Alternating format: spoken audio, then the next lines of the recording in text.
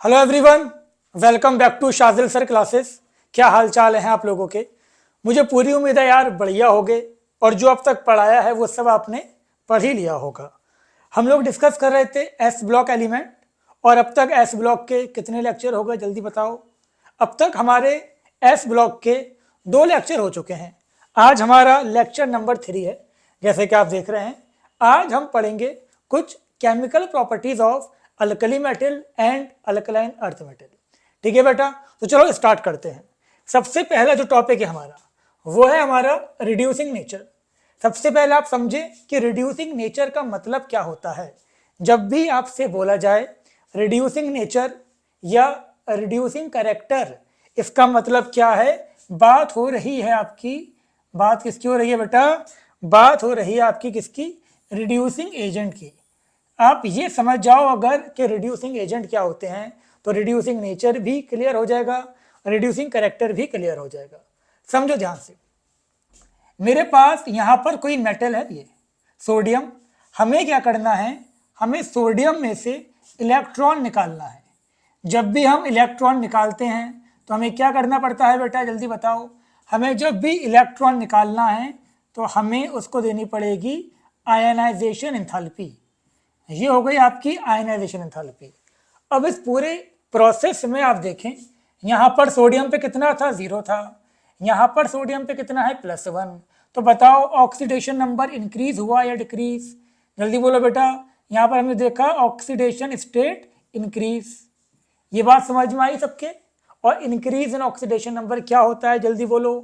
Increase in oxidation number क्या होता है बेटा? इंक्रीज इन ऑक्सीडेशन नंबर होता है ऑक्सीडेशन। ये बात समझ में आ गई? इंक्रीज इन ऑक्सीडेशन नंबर मतलब ऑक्सीडेशन। या फिर ऐसे देख लें आप, लॉस ऑफ इलेक्ट्रॉन। बेटा यहाँ पर क्या हुआ आपका? लॉस ऑफ इलेक्ट्रॉन हुआ, और लॉस ऑफ इलेक्ट्रॉन क्या होता है? ऑक्सीडेशन। ये बचपन से पढ़ते हुए आ रहे हो। और जिसका खुद का ऑक्सीडेशन होता है, किसका ऑक्सीडेशन हुआ? सोडियम का क्या हो गया बेटा? ऑक्सीडेशन हो गया। और जिसका ऑक्सीडेशन होता है वो क्या होता है बेटा? वो होता है रिड्यूसिंग एजेंट। ये बात क्लियर हो गई? वो होता है आपका रिड्यूसिंग एजेंट। और रिड्यूसिंग एजेंट को ही हम क्या बोलेंगे? Reducing nature. अगर हम कह रहे हैं कि इसका रिड्यूसिंग नेचर ज़्यादा है तो मतलब वो स्ट्रॉन्ग रिड्यूसिंग एजेंट है।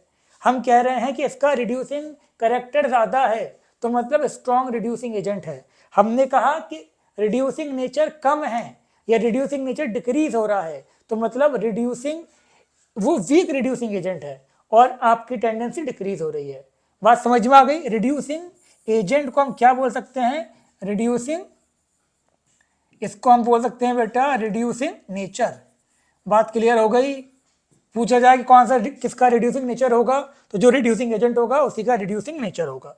अब समझो ध्यान से, अगर हम बात करते हैं ड्राई स्टेट में, ड्राई स्टेट का मतलब क्या हो गया कि जहां पर सॉल्वेंट कोई नहीं है, हम ड्राई स्टेट में बात कर रहे हैं। तो ड्राई स्टेट में हमने ये देखा कि जो रिड्यूसिंग नेचर होगा वो इनवर्सली प्रोपोर्शनल होगा आयोनाइजेशन एंथैल्पी के। समझ लो इसको, जिसकी आयोनाइजेशन एंथैल्पी कम है, कम एनर्जी देने पे उस पे से इलेक्ट्रॉन निकल जाएगा, और जितना जल्दी इलेक्ट्रॉन निकलेगा उतना जल्दी वो ऑक्सीडाइज होगा, और जितना जल्दी वो ऑक्सीडाइज होगा उतना ही स्ट्रांग वो रिड्यूसिंग एजेंट होगा। तो सुनो यार ध्यान से, हमने यहाँ पर लिखा आपका लिथियम, हमने लिखा सोडियम, यहाँ लिखा पोटेशियम, रुबिडियम, सीजियम। टॉप से बॉटम आ रहे हैं हम, टॉप से बॉटम आएंगे। एटॉमिक रेडियस क्या होगा बेटा? एटॉमिक रेडियस हो गया इंक्रीज। और जब एटॉमिक रेडियस इंक्रीज हो गया तो आयनाइजेशन क्या होगी? पढ़ रखा है हमने ये, आयनाइजेशन डिक्रीज। इसमें से इलेक्ट्रॉन जल्दी निकलेगा, और जिसमें से इलेक्ट्रॉन जल्दी निकलेगा उसका क्या होगा? टेंडेंसी ऑफ ऑक्सीडेशन, या ऐसे लिख दे रहे हैं हम, ऑक्सीडेशन इंक्रीज। और जिसका ऑक्सीडेशन जल्दी होगा वो क्या होगा? Strong reducing. जल्दी बोलो बेटा, क्या होगा वो? Strong reducing agent. तो यहाँ पर reducing nature, reducing nature, reducing nature क्या हो गया बेटा? रिड्यूसिंग नेचर हो गया इंक्रीज। याद रखना ड्राई स्टेट में स्ट्रॉन्गेस्ट रिड्यूसिंग एजेंट है ये। ड्राई स्टेट में हम बात करें तो ये स्ट्रॉन्गेस्ट हो गया और ये वीकेस्ट हो गया। ठीक है बेटा, ये सबसे वीक हो गया। यहाँ तक बात समझ में आ गई? तो हमने पहले क्या देखा? Reducing nature in dry state.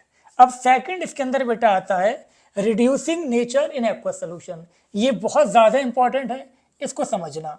अब हमने ये देखा था कि ड्राई स्टेट में तो सिर्फ और सिर्फ आयनाइजेशन पे डिपेंड कर रहा है, लेकिन जब भी हम बात करेंगे इन एक्वस सोल्यूशन तो रिड्यूसिंग एजेंट डिपेंड करेगा स्टैंडर्ड रिडक्शन पोटेंशियल। बात समझ में आ गई? In aqueous solution reducing nature depends on standard reduction potential. अब सबसे पहले ये समझो कि रिडक्शन पोटेंशियल होता क्या है।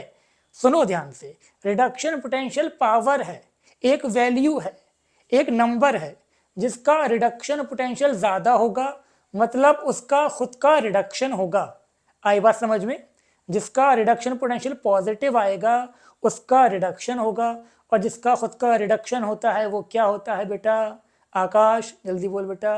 जिसका खुद का रिडक्शन होता है वो होता है रिड्यूसिंग एजेंट, और जिसका रिडक्शन पोटेंशियल नेगेटिव होगा उसका ऑक्सीडेशन होगा, और जिसका ऑक्सीडेशन होगा वो क्या होगा? Reducing agent. बात समझ में आ गई? क्लियर हो गई होगी बात? तो देखें, element having positive reduction potential undergoes reduction and act as oxidising agent. Element having negative reduction potential undergoes oxidation and act as reducing agent. अब फटाफट मुझे ये बता दो सबा, बेटा मुझे ये बताएं आप कि ये जो आपकी अल्कली मेटल हैं इनका रिडक्शन पोटेंशियल नेगेटिव होगा या पॉजिटिव होगा? जल्दी जल्दी बताओ, क्या कहा? Positive, negative? बिल्कुल सही, नेगेटिव। हम जानते हैं अल्कली मेटल का क्या होता है बेटा? अल्कली मेटल का खुद का ऑक्सीडेशन होता है, और जिसका खुद का ऑक्सीडेशन होगा वो क्या होंगे? Reducing agent. और ऑक्सीडेशन किसका होगा? जिसका रिडक्शन पोटेंशियल नेगेटिव होगा। तो ये बात हमें यहाँ तक बिल्कुल समझ में आ गई। Alkali metal show negative reduction potential, ये रब कर देते हैं हम। तो देखिए आप, reduction potential of alkali metal या अल्कलाइन अर्थ मेटल दोनों का ही क्या होता है? नेगेटिव। रिडक्शन पोटेंशियल शॉर्ट में लिख देते हैं, चलो देखो बेटा ध्यान से, standard reduction potential of alkali metal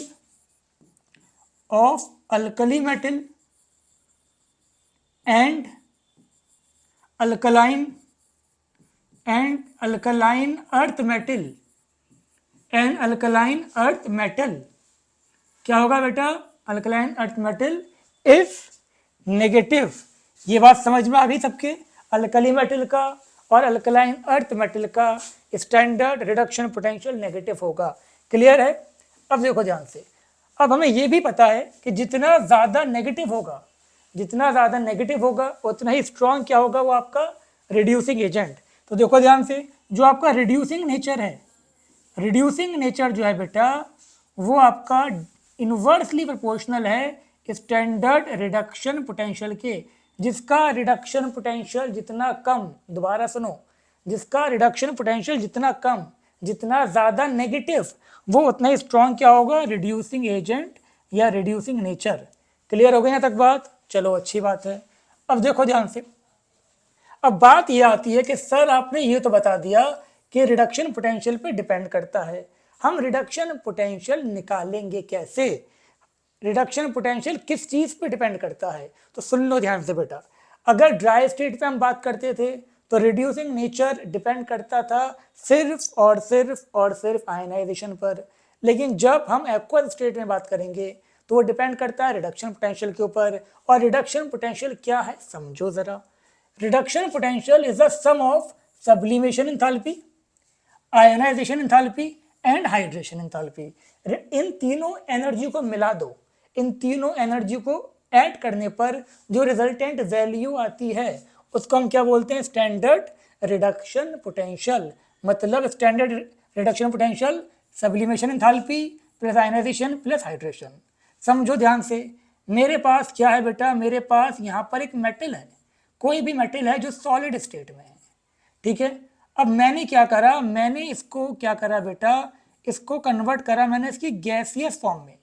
और जब भी मैं सॉलिड को गैस में कन्वर्ट करूँगा तो यहाँ मुझे क्या करना पड़ेगा? यहाँ पर मुझे करना पड़ेगा बेटा, यहाँ मुझे इसका मुझे सब्लिमेशन करना पड़ेगा। तो यहाँ पर मुझे एनर्जी देनी पड़ेगी, उसे हम क्या बोल देंगे? Sublimation enthalpy. सॉलिड को लिक्विड, सॉलिड को गैस में जब भी कन्वर्ट करते हैं क्या बोलते हैं, सब्लिमेशन। तो ये हो गया सब्लिमेशन एंथैल्पी। किसी किसी बुक में ये आपको लैटिस एंथैल्पी भी लिखा मिल जाएगा। दोनों ही बात सही है। बात समझ में आ गई? अब देखो ध्यान से, अब मुझे क्या करना है, अब मुझे इसमें से इलेक्ट्रॉन निकालना है। क्या करना है बेटा, अब मुझे इसमें से इलेक्ट्रॉन निकालना है। ये मैग्नीशियम मत समझ लेना, ये गैस है। अब मुझे इसमें से इलेक्ट्रॉन निकालने के लिए मुझे क्या करना पड़ेगा, आयनाइजेशन एनर्जी देनी पड़ेगी। अब मुझे इसको वाटर में डाला, मैंने क्या करा, इसको पानी में डाला। अब जैसे ही कोई आयन को हम पानी में डालते हैं तो बहुत अच्छे से तुम जानते हो क्या हो जाएगा बेटा, उसका हो जाएगा हाइड्रेशन। ये क्या हो गया इसका, हाइड्रेशन। और जब भी हाइड्रेशन होगा तो यहाँ पर जो एनर्जी रिलीज होगी उसको हम क्या बोल देंगे, हाइड्रेशन एंथैल्पी। अब इन तीनों का सम कर दो। देखो ये जो होती है ये तुम्हें एनर्जी देनी पड़ेगी, तो ये हमेशा क्या होगी आपकी, पॉजिटिव।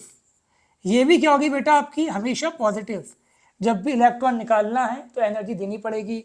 और हाइड्रेशन एंथैल्पी हमेशा क्या होती है बेटा, हाइड्रेशन एंथैल्पी हमेशा नेगेटिव होती है।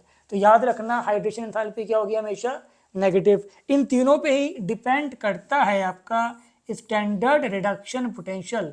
मैंने अगर ये लिखा इस टाइप से और यहाँ कोई भी वैल्यू रख दी, सपोज -x, तो ये जो -x आपका आया है ये क्या आया है, इसका रिडक्शन पोटेंशियल। देख लो ध्यान से बेटा, पॉजिटिव से कहाँ गया, जीरो में गया, क्या हो गया, ये रिडक्शन हो गया। तो ये जो वैल्यू मैंने लिखी है यहाँ पर ये इंडिकेट करेगी रिडक्शन पोटेंशियल को। और जब मैंने यहाँ गोला गोला लगा दिया तो ये इंडिकेट कर रहा है स्टैंडर्ड रिडक्शन पोटेंशियल। लेकिन अगर मैंने ऐसे लिखा होता, समझ लो बेटा, मैंने अगर इसको ऐसे करके लिखा होता, ये हो गया x। अब इसको हम क्या बोलेंगे, सुन लो ध्यान से, अगर जीरो से पॉजिटिव में गया ऑक्सीडेशन नंबर इंक्रीज हुआ, और जब भी ऑक्सीडेशन नंबर इंक्रीज होता है वो क्या होता है, ऑक्सीडेशन। यहाँ पर क्या हुआ बेटा, ऑक्सीडेशन नंबर +1 से 0 में गया। जब भी +1 से 0 में जाएगा, इंक्रीज हुआ या डिक्रीज हुआ, डिक्रीज हुआ, तो यहाँ पर क्या होगा बेटा, यहाँ पर होगा रिडक्शन। तो ये वैल्यू थी रिडक्शन पोटेंशियल की, इसको हम बोलेंगे ऑक्सीडेशन पोटेंशियल। अब तुम्हें क्या लिखा हुआ है तुम्हें उसको देख के अंदाजा हो जाएगा, लेकिन जर्नली अब हम रिडक्शन पोटेंशियल के टर्म्स में ही बात करते हैं। अगर किसी का रिडक्शन पोटेंशियल नेगेटिव x है तो उसका ऑक्सीडेशन पोटेंशियल सिर्फ x होगा, ये बात याद रखो। सिर्फ साइन चेंज हो जाता है, वैल्यू सेम रहती है। अब देखो ध्यान से, यहां तक बात पूरी क्लियर हो गई। तो कोई पूछे कैसे करते हैं calculate sum of sublimation enthalpy, ionisation enthalpy and hydration enthalpy, लिखा हुआ कैसे दिखेगा आपको, इस टाइप से वैल्यू लिखी मिलेगी। क्लियर, उसका रिवर्स कर दोगे, साइन चेंज कर दोगे तो वो ऑक्सीडेशन पोटेंशियल हो जाएगा। अब यहाँ पर कुछ एलिमेंट के आपके रिडक्शन पोटेंशियल लिखे हैं। लिथियम, देखो ध्यान से, पहले समझ लो ये वैल्यू क्या लिखी है, ये वैल्यू लिखी है रिडक्शन पोटेंशियल। क्यों, पॉजिटिव से 0 में गया तो ये रिडक्शन हुआ ना, जल्दी बोलो, रिडक्शन हुआ, तो ये रिडक्शन पोटेंशियल। लिथियम का रिडक्शन पोटेंशियल कितना है, -3.05, तो ऑक्सीडेशन कितना हो जाएगा, साइन चेंज कर दो, कितना हो गया ये 3.05 पॉजिटिव का। सोडियम का कितना है, ये आपके सामने लिखा हुआ है, इसका पॉजिटिव वाला है, इसका ऑक्सीडेशन पोटेंशियल हो जाएगा। ऐसे ही सबकी वैल्यू आपकी लिखी हुई है। अब यहाँ पर आपसे पूछा जाए कि सबसे ज़्यादा स्टैंडर्ड रिडक्शन पोटेंशियल किसका है, क्या बताओगे, क्या बताओगे, लिथियम। क्यों, क्योंकि सामने लिखा हुआ है। कोई तुमसे रीजन पूछे कि सबसे ज़्यादा नेगेटिव लिथियम का क्यों है, दोबारा सुनो मैंने क्या कहा, ज़्यादा नेगेटिव की बात हो रही है। सबसे ज़्यादा नेगेटिव रिडक्शन पोटेंशियल किसका है, आपका लिथियम का। क्यों है, सबसे ज़्यादा नेगेटिव लिथियम का है, क्यों, क्योंकि लिथियम की जो आपकी हाइड्रेशन एंथैल्पी होती है, लिथियम की हाइड्रेशन एंथैल्पी सबसे ज़्यादा नेगेटिव होती है। बहुत इंपॉर्टेंट क्वेश्चन है, हर कंपटीशन में आया वो क्वेश्चन है, तो मैं लिख देता हूं यहां पर, रिडक्शन पोटेंशियल ऑफ, सुनो बेटा ध्यान से, standard reduction potential of lithium is highly negative, highly negative, ठीक है, सबसे ज्यादा नेगेटिव होता है। बात समझ में आ गई। देयरफॉर हम जानते हैं जिसका रिडक्शन पोटेंशियल सबसे कम होगा, सबसे ज्यादा नेगेटिव होगा, उसका ऑक्सीडेशन जल्दी होगा और वो स्ट्रॉन्गेस्ट रिड्यूसिंग एजेंट होगा। तो लिख लो यहां पर, therefore lithium is strongest reducing strongest reducing agent, lithium is strongest reducing agent, मतलब रिड्यूसिंग, मतलब ये हो जाएगा आपका रिड्यूसिंग नेचर, रिड्यूसिंग नेचर सबसे ज़्यादा होगा इसका। Lithium is strongest reducing agent. Clear हो गया यहाँ तक बात। एक्वस सोल्यूशन में स्ट्रॉन्गेस्ट रिड्यूसिंग एजेंट कौन सा होगा आपका? लिथियम। क्यों? क्योंकि उसका स्टैंडर्ड रिडक्शन पोटेंशियल सबसे कम है, सबसे ज़्यादा नेगेटिव है। ये कह सकते हो कि उसका स्टैंडर्ड ऑक्सीडेशन पोटेंशियल सबसे ज़्यादा पॉजिटिव है। बात समझ में आ गई यहाँ तक ये। अब नेक्स्ट क्वेश्चन कि लिथियम का स्टैंडर्ड रिडक्शन पोटेंशियल सबसे ज़्यादा नेगेटिव क्यों है? तो लिख लें आप, ड्यू टू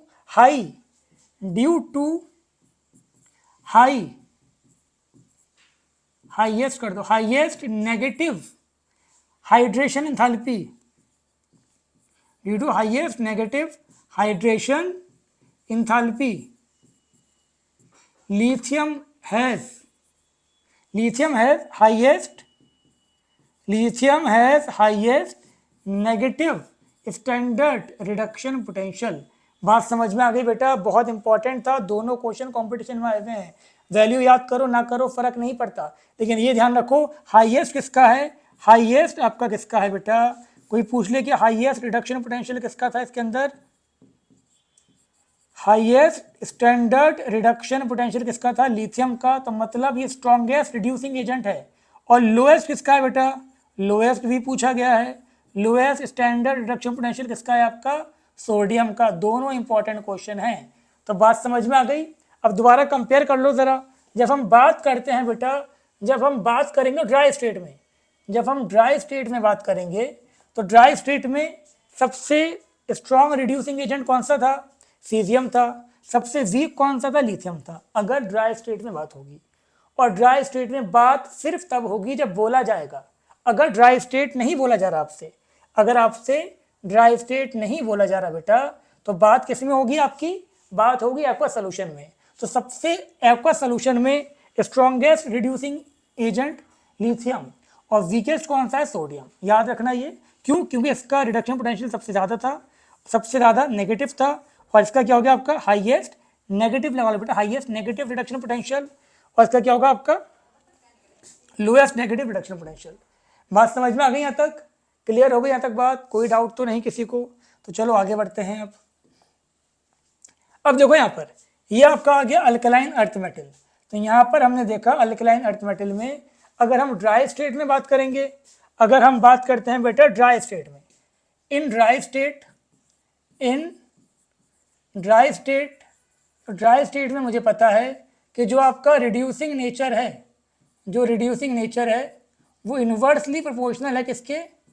आयनाइजेशन के। तो ड्राई स्टेट में आप देखें beryllium, magnesium, calcium, strontium, barium, top से बॉटम आए, आयनाइजेशन क्या हो रहा है बेटा? Ionisation decrease. इसीलिए क्या होगा आपका? Ionisation decrease. और यहाँ पर आपका क्या होगा बेटा? रिड्यूसिंग नेचर क्या होगा?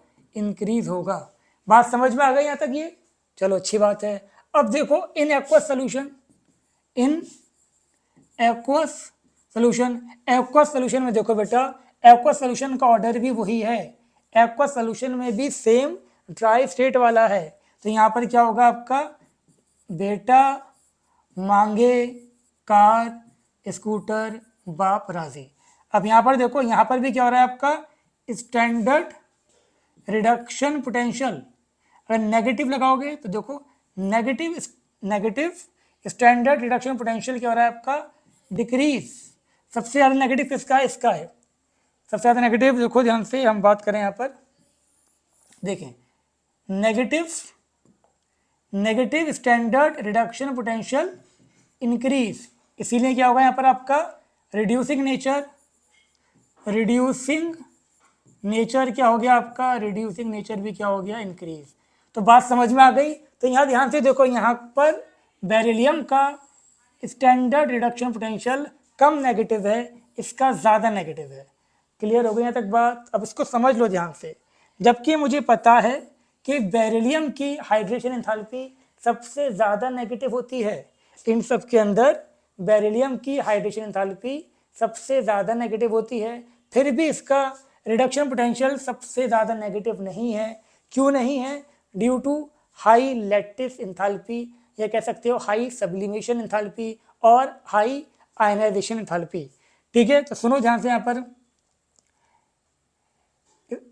Standard reduction potential of beryllium is least negative due to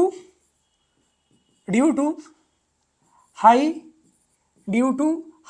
lattice enthalpy and high ionization enthalpy। ये बात समझ में आ गई? सारी बातें अपने आप में बहुत इंपॉर्टेंट थी और मुझे पूरी उम्मीद है ये बात आपके समझ में आ ही गई होगी। ठीक है बेटा, अब कहानी को थोड़ा सा आगे बढ़ाते हैं। ये टॉपिक हम बाद में पढ़ेंगे, पहले हम पढ़ेंगे कौन सा टॉपिक, पहले हम बात करेंगे इसके अंदर रिएक्शन विद वाटर। समझो ध्यान से। नेक्स्ट हमारा रिड्यूसिंग नेचर तो खत्म हो गया, सेकंड हमारा क्या आ गया, रिएक्शन विद वाटर। हमें अच्छे से पता है alkali metal react with cold water to give metal hydroxide and hydrogen gas. कोई सा भी अल्कली मेटल है, क्या होगा, उसको आप वाटर से रिएक्ट करोगे तो वो मेटल हाइड्रोक्साइड देगा और क्या देगा आपको, H2 गैस लिबरेट करेगा। क्लियर हो गई यहाँ तक बात? तो देखें आप ध्यान से, सिंपल सा क्वेश्चन है बिल्कुल। ये लिखा मैंने आपका, देखो यहाँ लिखा, सपोज मैंने सोडियम लिखा, सोडियम को आपने रिएक्शन करवाया किसके साथ, वाटर के साथ। ये सब के सब कोल्ड वाटर से भी ये इतने रिएक्टिव होते हैं कि ये कोल्ड वाटर से भी रिएक्ट कर जाएंगे। और यहाँ क्या बन गया आपका, ये बन गया NaOH, सोडियम हाइड्रोक्साइड, और यहाँ क्या मिला आपको, H2 गैस। ये बात समझ में आ गई बेटा? अब हम बात करते हैं रिएक्टिविटी की। कोई पूछे कि सबसे ज़्यादा रिएक्टिव कौन सा होगा, तो सुन लें आप ध्यान से, सबसे जल्दी जो रिएक्ट करेगा आपका वो कौन सा करेगा। यहाँ लिखा मैंने लिथियम, ये लिखा मैंने सोडियम, ये पोटेशियम, रुबिडियम, सीजियम। हमें पता है टॉप से बॉटम आएंगे। इलेक्ट्रोपॉजिटिविटी क्या हो रही है, इलेक्ट्रोपॉजिटिविटी इंक्रीज होगी, और जब इलेक्ट्रोपॉजिटिविटी इंक्रीज होगी तो रिएक्टिविटी क्या होगी बेटा, रिएक्टिविटी भी इंक्रीज होगी। तो याद रखें आप, सबसे ज़्यादा रिएक्टिव कौन सा होगा, सीजियम होगा, और सबसे कम रिएक्टिव कौन सा होगा, जो वायलेंटली रिएक्ट करेगा वो सीजियम करेगा, और ये कम वायलेंटली रिएक्ट करेगा। ये आग पकड़ लेता है बट ये आग नहीं पकड़ता। क्लियर हो गई यहाँ तक बात? लेकिन मज़े की बात सुने आप, अब एक बहुत मज़े की बात वो ये है, अगर पूछा जाए कि ज़्यादा एनर्जी, समझ रहे हो बात को, पूछा जाए कि ज़्यादा एनर्जी किस में रिलीज होगी, लिथियम रिएक्ट करेगा तब या फिर आपका सीजियम रिएक्ट करेगा तब। तो सुनो ध्यान से, ये जो आपकी एनर्जी देखी जाती है, एनर्जी होती है आपकी गिब्स एनर्जी, और एनर्जी हम कैसे निकालते हैं, -NF E0। क्या है, ऑक्सीडेशन पोटेंशियल। सुन लो ध्यान से बेटा, E0 क्या है, ऑक्सीडेशन पोटेंशियल। पूछा जाए किसकी एनर्जी कितनी रिलीज होगी, तो सुनो, N क्या है, नंबर ऑफ इलेक्ट्रॉन, N सबका कितना रहेगा, 1 रहेगा। F क्या है आपका, फैराडे कांस्टेंट, F की वैल्यू इतनी रहेगी 96500 कूलम। ये फिक्स है, हर केस में फिक्स है। अब जिसका स्टैंडर्ड ऑक्सीडेशन पोटेंशियल ज़्यादा होगा वहाँ पर एनर्जी ज़्यादा रिलीज होगी। बात समझ में आ रही है? जिसका स्टैंडर्ड ऑक्सीडेशन पोटेंशियल ज़्यादा होगा वहाँ पर एनर्जी ज़्यादा रिलीज होगी। तो आप ध्यान से देखें बेटा, अगर हम अल्कली मेटल की बात करते हैं तो अल्कली मेटल में सबसे ज़्यादा किसका है, अल्कली मेटल में ऑक्सीडेशन पोटेंशियल सबसे ज़्यादा लिथियम का है। सबसे ज़्यादा किसका है, लिथियम का। तो जो एनर्जी रिलीज होगी वो सबसे ज़्यादा किस में होगी बेटा, एनर्जी सबसे ज़्यादा लिथियम के साथ रिलीज होगी। लेकिन फिर भी लिथियम सबसे स्लो रिएक्ट करता है, समझ लो ध्यान से यहाँ पर। अब तो ये बात समझ में आ गई यहाँ तक? आप देख लें, surprisingly lithium react with water, lithium gently react with water, whereas sodium, potassium, rubidium, cesium, which liberate less energy, react violently with water and catches fire। बात समझ में आई क्या कहा मैंने? लिथियम ज़्यादा एनर्जी रिलीज करता है लेकिन फिर भी वो इतनी जल्दी रिएक्ट नहीं करता, वायलेंटली रिएक्ट नहीं करता, आग नहीं पकड़ता। बट ये सब क्या करते हैं, आग पकड़ लेते हैं। क्यों पकड़ लेते हैं, रीज़न क्या है, इनका मेल्टिंग पॉइंट बहुत कम होता है, और मेल्टिंग पॉइंट कम होने की वजह से जो हीट ऑफ रिएक्शन है, जो हीट जब रिएक्शन होगी, जो एनर्जी प्रोड्यूस होगी वो सफिशेंट होगी, वो सफिशेंट है टू मेक इट मेल्ट और इवन वेपराइज। और जैसे ही मेटल वेपराइज होगा वैसे ही वो क्या करेगा, उसमें आग लग जाएगी। बात समझ में आ गई। जो जो आपकी एनर्जी है, एनर्जी लिथियम में ज़्यादा है, लेकिन लिथियम की एनर्जी जो रिलीज हो रही है वो इतनी नहीं है कि लिथियम को मेल्ट करवा सके और वेपराइज करवा सके। लेकिन सोडियम, पोटेशियम, रुबिडियम में क्या होता है, इनकी एनर्जी तो कम है, लेकिन इनकी एनर्जी इतनी है कि वो क्या कर सके, इसको वेपराइज करवा सके। वो इसको वेपराइज करवाएगा तो क्या होगा, इसके अंदर आग लग जाएगी। तो यहाँ तक बात समझ में आ गई होगी, बहुत इंपॉर्टेंट टॉपिक था, क्लियर आपके यहाँ तक हो गया होगा। अब देखा आप ध्यान से, alkali metal also react with, जैसे हमने ये देखा था, अगर कोई भी अल्कली मेटल आपके पास है वो रिएक्ट करता है वाटर के साथ। वाटर क्या है बेटा, वाटर क्या है, पानी है ना, पानी तो है। पानी के साथ साथ वो क्या है, polar protic solvent. Polar protic solvent क्या, जिसमें से H+ निकल जाए, जो H+ को निकाल दे। Water is a polar protic solvent. हम जानते हैं जिसमें भी ऑक्सीजन के साथ हाइड्रोजन लगा होगा, या फिर नाइट्रोजन के साथ हाइड्रोजन लगा होगा, या फिर आपका sp हाइब्रिडाइज, sp इसका हाइब्रिडाइजेशन क्या था बेटा, sp हाइब्रिडाइज कार्बन के साथ हाइड्रोजन लगा होगा, वो पोलर प्रोटिक होगा। पोलर प्रोटिक बोले तो एसिडिक होगा, वो H+ को निकाल देगा। अब सुनो, जैसे सोडियम वाटर से रिएक्ट करके क्या करता था, NaOH बनाता था और यहाँ लिबरेट होता था H2। बैलेंस कर लें आप लोग। सेम ऐसे ही अगर सोडियम, लिथियम, पोटेशियम, कोई भी, मैं लिथियम लिख दिया यहाँ पर, मैंने अगर यहाँ लिख दिया अल्कोहल, अल्कोहल को रिएक्ट करवाया, इसमें से भी हाइड्रोजन निकलेगा और ये बन जाएगा आपका, ये क्या बन जाएगा बेटा, ये बन जाएगा आपका ROLI, और यहाँ पर भी क्या होगा, हाइड्रोजन हो जाएगा।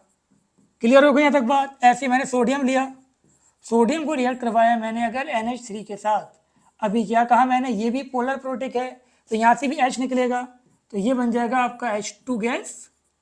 क्लियर है बेटा। और यहाँ बन जाएगा आपका, ये बन जाएगा आपका यहाँ पर NaNH2, सोडियम, क्या बोलेंगे इसको, सोडियम अमाइड। बेटा बात समझ में आ गई, क्या बन गया, sodium amide, not amine, sodium amide, sodium amide. बात समझ में आई।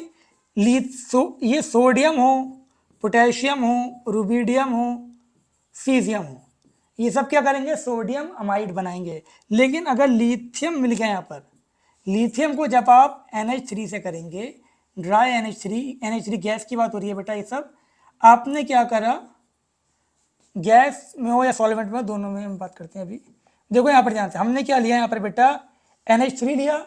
लिथियम क्या बनाएगा बेटा, लिथियम यहाँ पर बनाएगा आपका, लिथियम बनाएगा यहाँ पर आपका लिथियम इमाइड, Na2। ये इस टाइप से सुन लो ध्यान से, सोडियम, पोटेशियम, रुबिडियम, सीजियम क्या बनाते हैं, अमाइड बनाते हैं। अमाइड क्या होता है, NH2। लिथियम क्या बनाता है, इमाइड, इमाइड होता है ये, और यहाँ मिल जाएगा आपको H2। बैलेंस आप कर लें। अमाइड में जो आयन होती है वो कौन सी होती है, NH2-। इमाइड में कौन सी होती है बेटा, NH2-। बात समझ में आ गई। सिर्फ और सिर्फ लिथियम क्या करता है, इमाइड बनाता है। ये क्या करते हैं बेटा, ये आपके अमाइड बनाते हैं। क्लियर है यहाँ तक बात। ऐसे आपने अगर सोडियम लिखा या कोई सा भी आपने यहाँ पर लिखा, ये हमने क्या कहा, ये कैसा था बेटा, ये आपका Sp था, ये भी कैसा था, Sp था। सोडियम इससे भी रिएक्ट करके क्या करेगा, सोडियम आ जाएगा यहाँ पर, H+ निकल गया, और यहाँ पर भी क्या आ जाएगा आपका सोडियम, इस पर नेगेटिव, इस पर पॉजिटिव, नेगेटिव पॉजिटिव, और ये बन जाएगा आपका H2। तो बेटा बात समझ में आ गई। ये कंडीशन तुम्हें अगर दिख गई तो वो क्या करेगा, हमेशा वहाँ से H2 को निकाल देगा। इतनी बात समझ में आ गई, क्लियर हो गई यहाँ तक बात। लेकिन अच्छा सुनो, एक एग्जाम्पल और देखिए आप। हमने अगर यहाँ पर ये लिखा, हमारे पास यहाँ पर सोडियम, पोटेशियम, रुबिडियम कुछ भी है, और हमने यहाँ पर लिखा ये, तो ये बताओ क्या ये H2 गैस लिबरेट करेगा, क्या यहाँ पर आपका H2 गैस लिबरेट होगी, जल्दी बोलो, नहीं होगी। क्यों नहीं होगी, क्योंकि sp हाइब्रिडाइज के साथ कोई भी आपका हाइड्रोजन नहीं है। बात समझ में आ गई। हाइड्रोजन गैस तभी लिबरेट होगी आपकी, कब लिबरेट होगी, जब हाइड्रोजन होगा आपके पास, और इन सब केस में H2 गैस लिबरेट होगी। बट नेक्स्ट वाले केस में आपका H2 गैस लिबरेट नहीं होगी। क्लियर हो गई। नेक्स्ट अब आप देखें, अब सुनो ध्यान से, they are stored in non polar and organic solvent. ये जो आपके सोडियम पोटेशियम और रुबिडियम होते हैं बेटा, ये क्या होते हैं बेटा,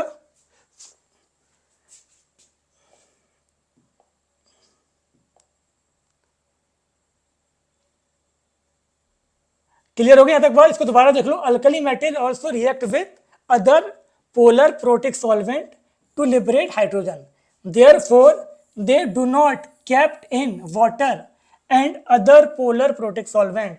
हम इनको वाटर में नहीं रख सकते। क्यों नहीं रख सकते बेटा? क्योंकि वाटर के साथ या किसी के साथ ये रिएक्ट करके क्या कर लेंगे, आपका H2 गैस बना देंगे। अब यहां देखिए आप ध्यान से, इसीलिए हम क्या करते हैं, हम इसको करते हैं they are stored in non polar and organic solvent. इसको हम स्टोर करते हैं नॉन पोलर और ऑर्गेनिक सॉल्वेंट में। Sodium potassium are generally kept in kerosene oil. सुन लो ध्यान से, वाटर में नहीं करते, केरोसिन में करते हैं, क्योंकि वहां से ये रिएक्ट ना कर पाए। लेकिन आपका जो लिथियम है, लिथियम को केरोसिन में भी नहीं करते। क्यों नहीं करते? क्यों? क्योंकि लिथियम की डेंसिटी कम है, केरोसिन के ऊपर आ जाएगा, केरोसिन के ऊपर आ गया तो वो एयर से रिएक्ट कर जाएगा। इसलिए आप देखिए हम इसको क्या करते हैं, हम इसको करते हैं lithium is kept wrapped in paraffin wax. इसको वैक्स में हम रैप करके रखते हैं। इसको हम केरोसिन ऑयल में स्टोर नहीं करते, because it is lightest metal and it float on it surface and react with air. बात समझ में आ गई? तो याद रखना, इसको पैराफिन वैक्स में करेंगे, इसको हम क्या कर देंगे, केरोसिन ऑयल में। क्लियर हो गया यहाँ तक बात? इस क्वेश्चन आ जाए तो इसमें कभी भी केरोसिन ऑयल मत लगा देना।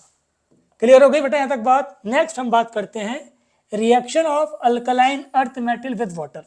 बहुत इंपॉर्टेंट टॉपिक है, सुनो। एक्सेप्ट बेरिलियम, बेरिलियम के अलावा जितने भी हैं वो सब क्या करते हैं बेटा, except beryllium all react with water. Beryllium के अलावा जितने भी अल्कलाइन अर्थ मेटल हैं सब के सब पानी से रिएक्ट करते हैं। कोई ठंडे पानी से करेगा, कोई गर्म पानी से करेगा। तो सुने आप ध्यान से, हमने यहाँ पर क्या लिखा, कैल्शियम, आपका स्ट्रोंशियम, बेरियम, ये सब क्या करते हैं बेटा, ये सब वाटर लिया हमने, ये सब आपके कोल्ड वाटर से रिएक्ट कर जाते हैं और कोल्ड वाटर से रिएक्ट करके क्या बनाते हैं, ये मेटल हाइड्रोक्साइड। कोल्ड वाटर से रिएक्ट करके बेटा क्या बनाएंगे, मेटल हाइड्रोक्साइड। क्लियर हो गया तक बात? कोल्ड वाटर से रिएक्ट करके मेटल हाइड्रोक्साइड बना लेंगे और यहाँ पर आपका H2 गैस को लिबरेट कर देंगे। क्लियर है? एग्जाम्पल देखो, जैसे कि मैंने यहाँ पर कैल्शियम लिखा, तुमने कैल्शियम को पानी से रिएक्ट करवाया और ये बन गया CaOH होल ट्वाइस। क्लियर हो गया तक बात? और ये बन गया आपका H2 कैल्शियम हाइड्रोक्साइड, ये इसको हम स्लेग लाइम भी बोल देते हैं। अब सुने आप ध्यान से, लेकिन अगर आपने मैग्नीशियम लिया, मैग्नीशियम कभी भी ठंडे पानी से रिएक्ट नहीं करता, वो किससे करता है, वो करता है आपका हॉट वाटर। अगर ये हॉट वाटर से रिएक्ट करेगा, सेम चीज़ मेटल जब भी पानी से रिएक्ट करेगा, क्या बनाता है वो बनाएगा मेटल का हाइड्रोक्साइड। अगर मेटल पानी से रिएक्ट करेगा तो क्या बनाएगा, जल्दी बोलो, हाइड्रोक्साइड। क्लियर है? Magnesium hydroxide. और साथ साथ मेटल, अगर मैग्नीशियम को तुम रिएक्ट करवाओ स्टीम के साथ, ठंडे पानी से रिएक्ट नहीं करता, ये हॉट वाटर से करता है। हॉट वाटर से करोगे स्लो प्रोसेस होगा, लेकिन बनेगा क्या, हाइड्रोक्साइड। अगर तुमने इसको स्टीम से रिएक्ट करवाया बेटा, सुन लो, क्या करा हमने, स्टीम से रिएक्ट करवाया, तो जैसे ही स्टीम से रिएक्ट कराओगे यहाँ बनेगा मैग्नीशियम ऑक्साइड। क्लियर हो गई यहाँ तक बात? बहुत इंपॉर्टेंट क्वेश्चन है। ठंडे पानी से तो रिएक्ट ही नहीं करता, जब भी ये हॉट वाटर से करेगा क्या बनाएगा, मैग्नीशियम हाइड्रोक्साइड। और जब भी ये भाप से करेगा, स्टीम से करेगा, क्या बनाएगा आपका ये मैग्नीशियम ऑक्साइड। क्लियर हो गई यहाँ तक बात? बहुत इंपॉर्टेंट बात थी, समझ में आ गई होगी। अब सुन लो ध्यान से, रिमार्क बहुत इंपॉर्टेंट, नीट का क्वेश्चन है। Magnesium do not react with cold water, बिल्कुल सही, अभी बताया। इसीलिए हम क्या करते हैं, मैग्नीशियम को क्या करते हैं, blocks of magnesium are fixed to the bottom of the ship to prevent the action of water. Ship का जो बेस है, पानी में शिप चल रही है, उसका बेस पानी में है, ठंडे पानी में। अब उसके ऊपर ऐसे बर्नकल्स जमा ना हो जाएं, जिसकी वजह से शिप का जो मेटल है वो नीचे से ख़राब ना हो, हम क्या करते हैं उसके अंदर मैग्नीशियम के ब्लॉक फिक्स कर देते हैं। क्यों कर देते हैं? क्योंकि मैग्नीशियम पे ठंडे पानी का कोई असर नहीं होता। आई बात समझ में? तो ये बार्नाक्ल्स आपके क्या होते हैं ये मैंने यहाँ दिखा दिए। यहाँ पर आपका वाटर से रिएक्शन होकर बार्नाक्ल्स जमा हो जाते हैं, जिससे मेटल आपका ख़राब होने लगता है। क्लियर हो गया तक बात? ये ना हो हम क्या करते हैं, मैग्नीशियम के ब्लॉक फिक्स कर देते हैं।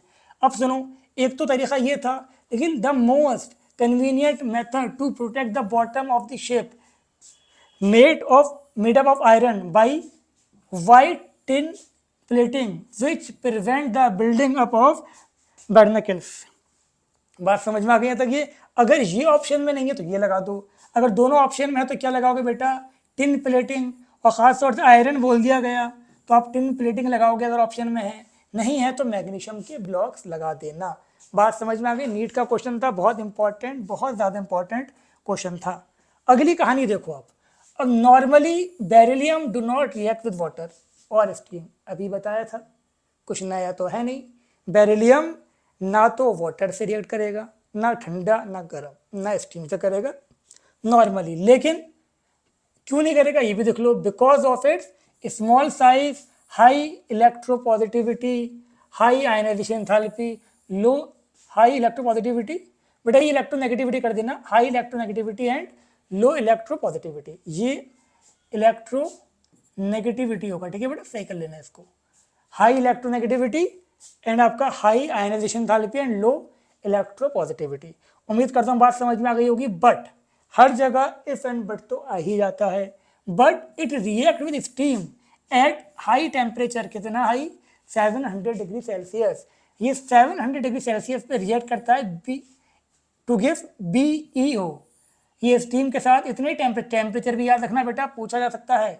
700 सेल्सियस पे रिएक्ट करता है, क्या बनाता है? BeO, जो कि आपका कोवेलेंट है। अच्छा सुन लो ध्यान से, इसके अलावा जितने भी ऑक्साइड बने हैं, चाहे वो अल्कली मेटल के हों या अल्कलाइन अर्थ मेटल के हों, वो सब क्या होंगे? वो सब आपके बेसिक होते हैं। ये क्या हो गया आपका? वो आयनिक होते हैं। ये क्या हो गया? कोवेलेंट। अब सुनो ध्यान से, BeO वो ये कोवेलेंट है और रिमेनिंग जो थे वो सब क्या थे? आपके आयनिक थे। बेरिलियम सिर्फ एक ही आयनिक कंपाउंड बनाता है, वो क्या था? B2C। इसके अलावा बेरिलियम कोई भी आयनिक कंपाउंड नहीं बनाता। अब देखो, Be do not give beryllium hydroxide directly. Be से कभी भी बेरिलियम हाइड्रोक्साइड तो नहीं बन सकता। अभी देखा स्टीम से, वाटर से तो करता नहीं है, स्टीम से करके क्या बनाया इसने? स्टीम से करके इसने बनाया आपका BeO, बेरिलियम ऑक्साइड। कभी भी डायरेक्टली बेरिलियम हाइड्रोक्साइड नहीं बनेगा।